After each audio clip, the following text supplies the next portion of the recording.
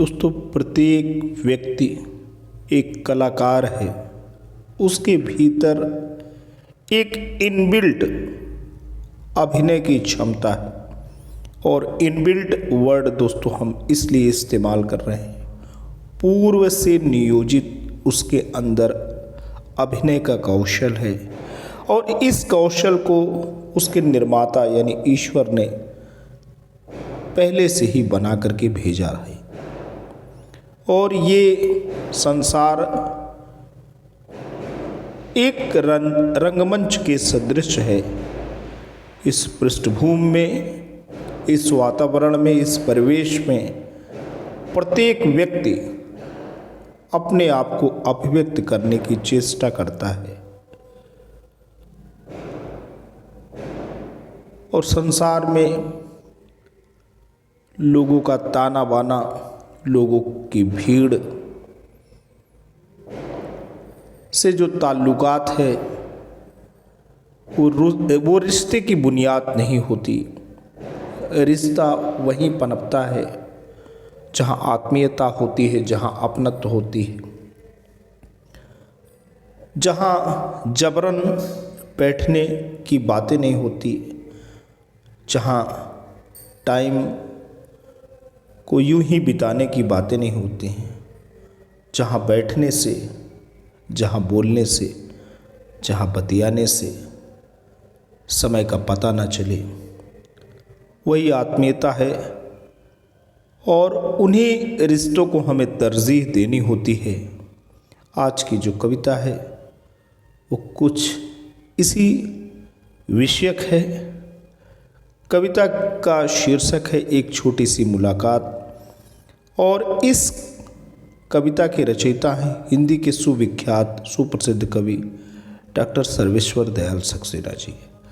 आइए दोस्तों देखते हैं कवि के अंदाज में यह छोटी सी मुलाकात, जो रिश्तों की मुलाकात है, जो आत्मीय मुलाकात है, जो अपने को खोने और पहचानने की मुलाकात है, वो किस रूप में अभिव्यक्त हुई है।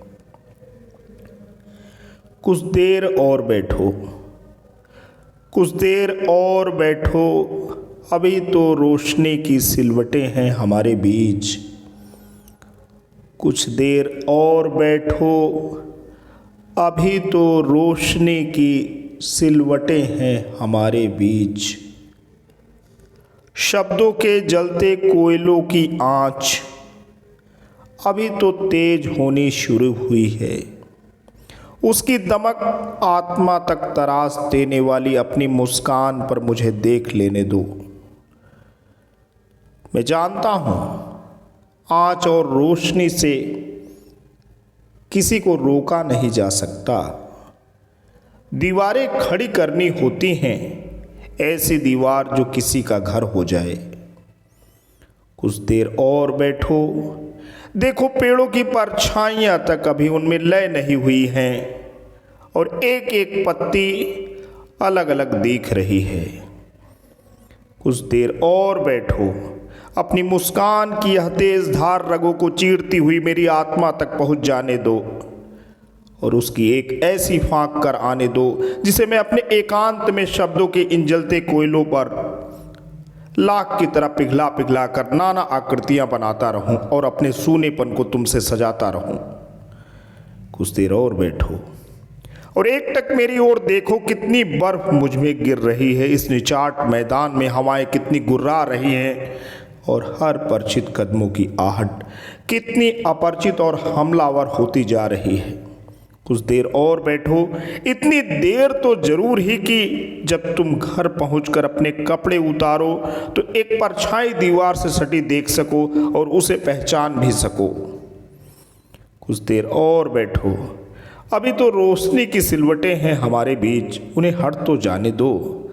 शब्दों के इन जलते कोयलों पर गिरने तो दो समिधा की तरह मेरी एकांत समर्पित खामोशी।